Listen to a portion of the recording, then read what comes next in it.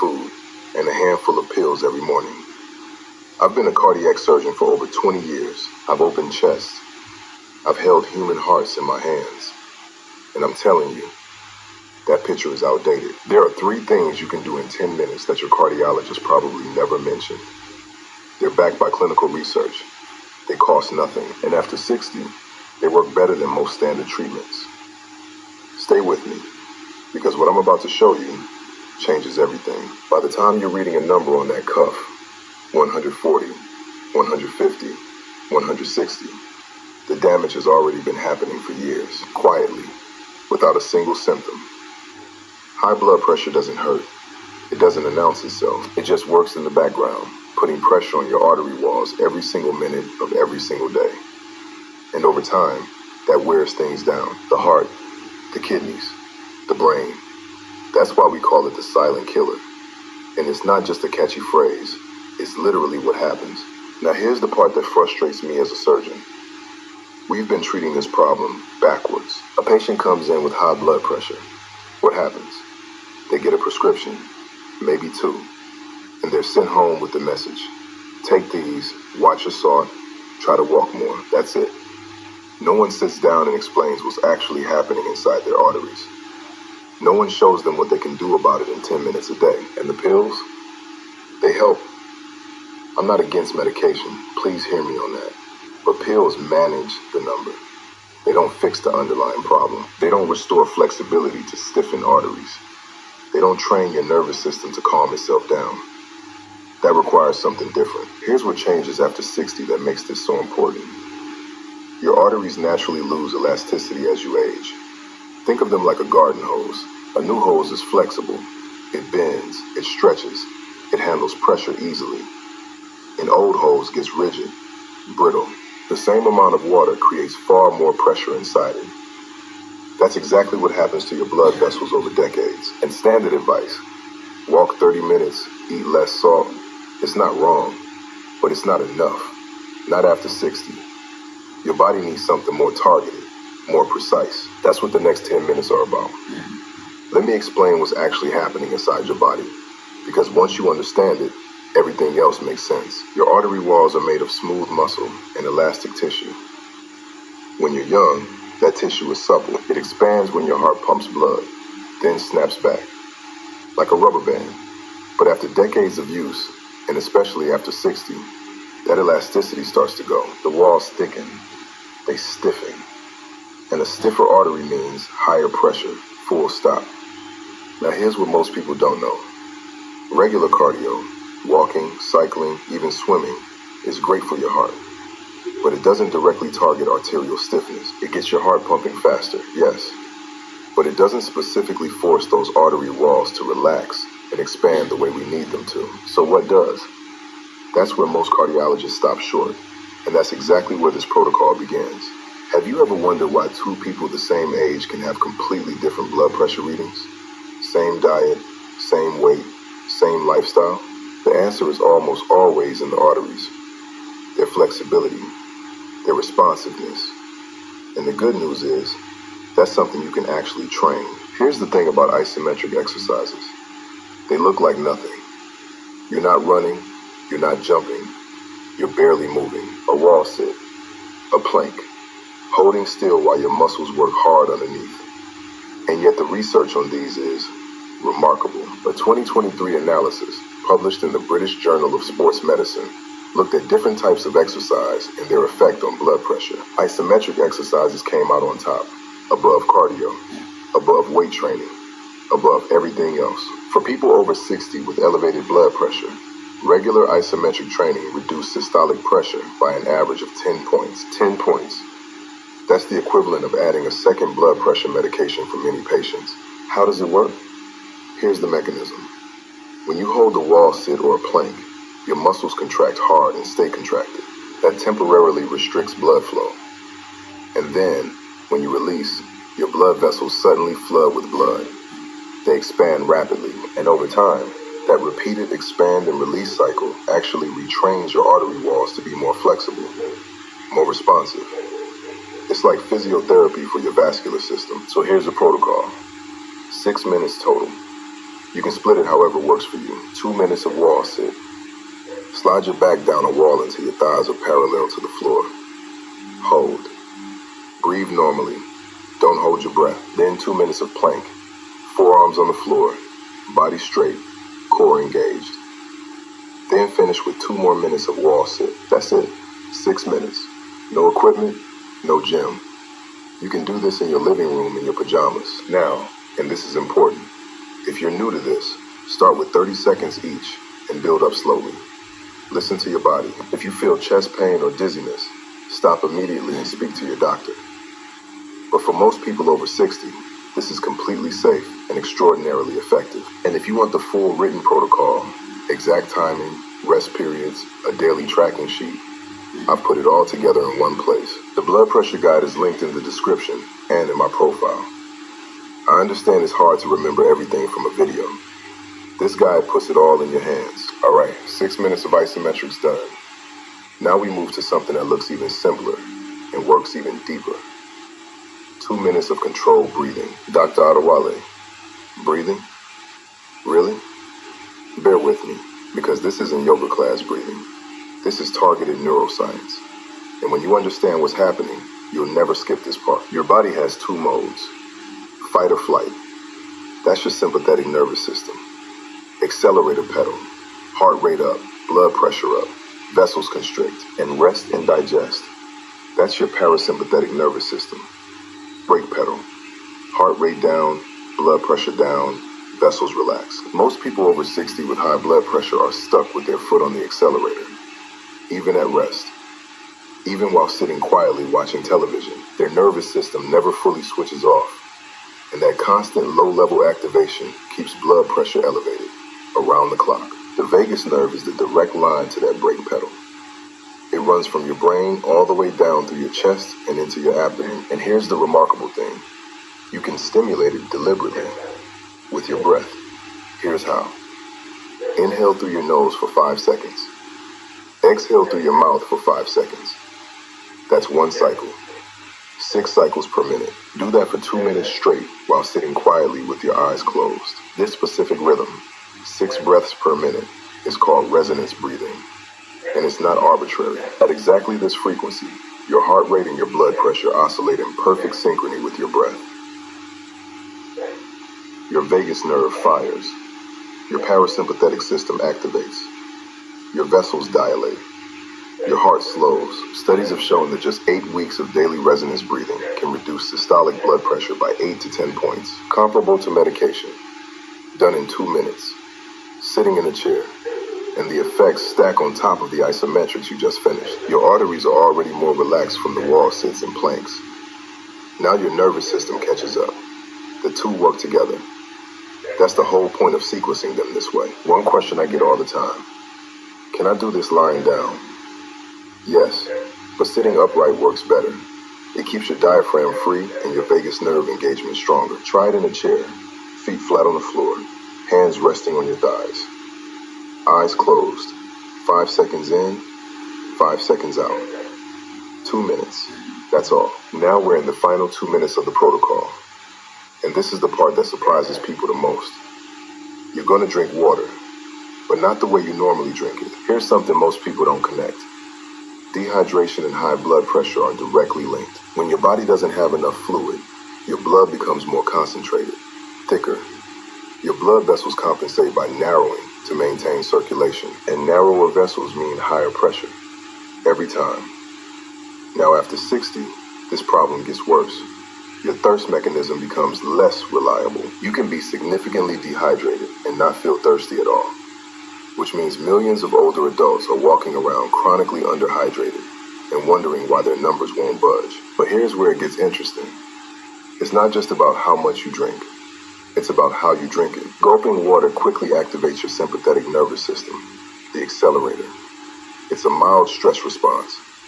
Your body interprets rapid fluid intake as something to manage urgently, but slow, deliberate sipping does the opposite. Small sips, spaced out, taken calmly. This activates your parasympathetic nervous system, the same brake pedal we just hit with the breathing. So in these final 2 minutes, pour yourself about 450 to 500 milliliters of water. That's roughly 16 ounces, just under 2 standard glasses, and sip it slowly, deliberately. One small sip every 10 to 15 seconds. No rushing. What you're doing is locking in the calming effect from the breathing exercise. Your nervous system is already in parasympathetic mode. The slow sipping keeps it there. It extends the window, and it rehydrates your blood, reducing that viscosity that was constricting your vessels. Think of it as the cool down, the seal on everything you just did. If this is making sense to you, hit subscribe. I post every week. Always evidence-based, always practical.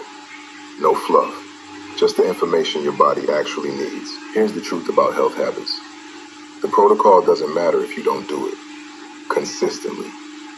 And consistency doesn't come from willpower.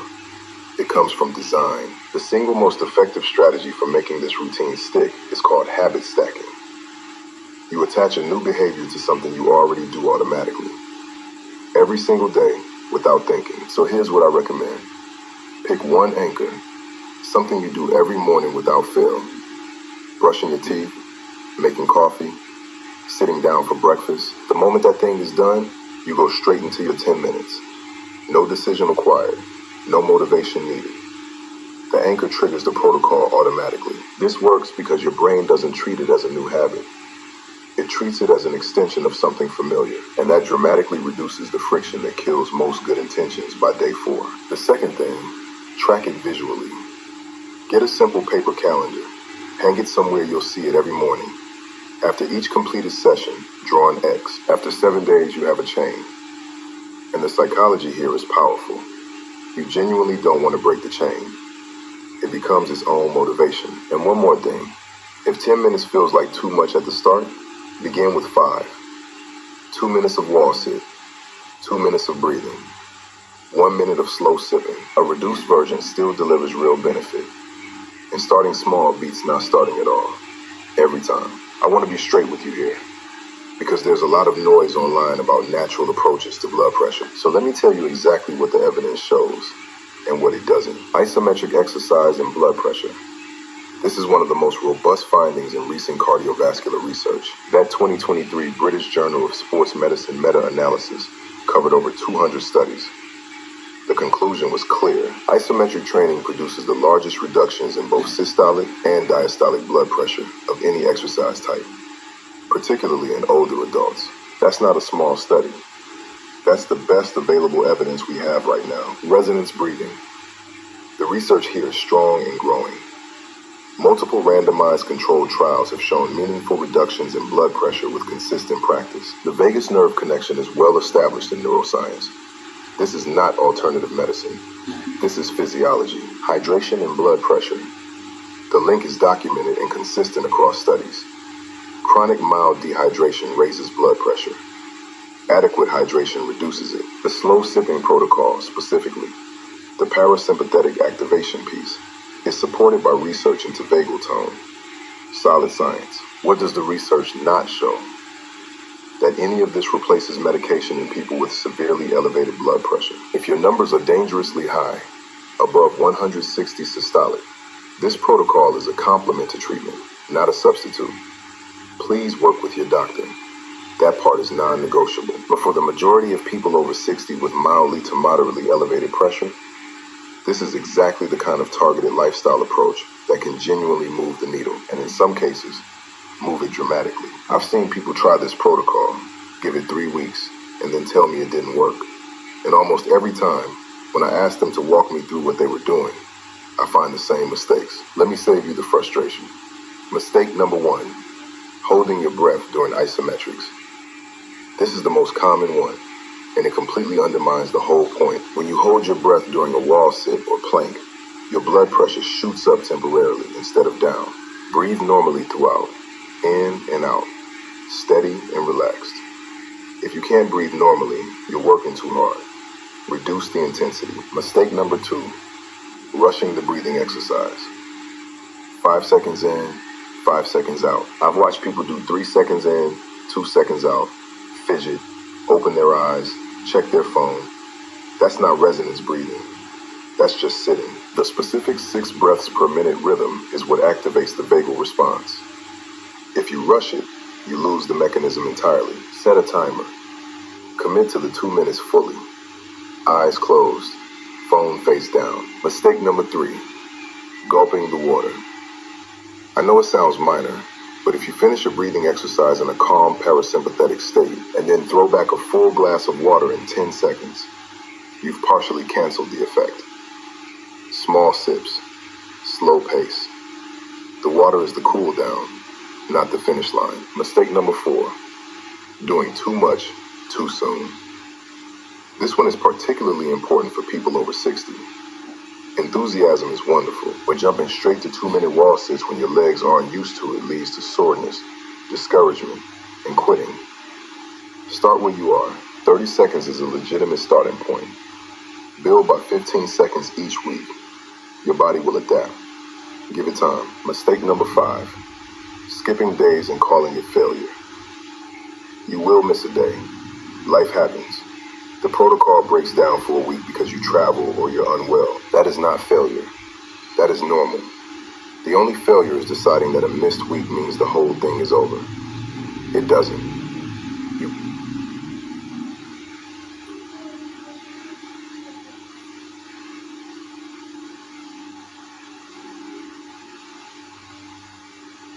pick it back up the next morning. The chain starts again.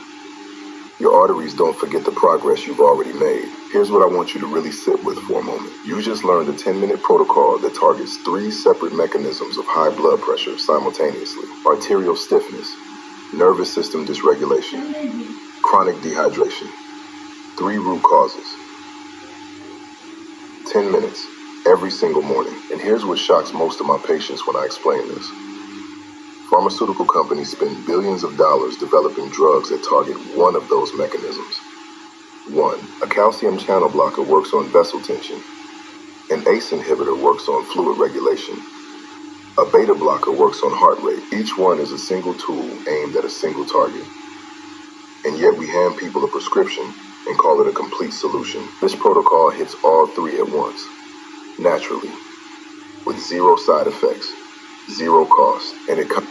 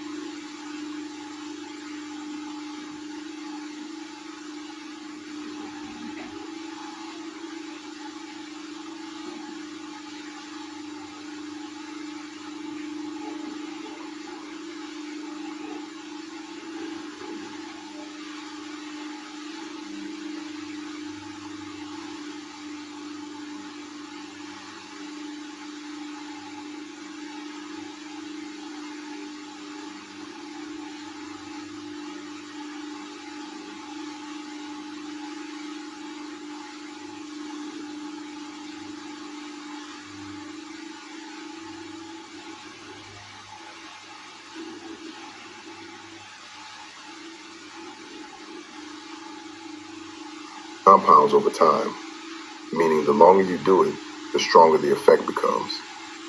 Your arteries get more flexible week by week. Your vagal tone improves month by month.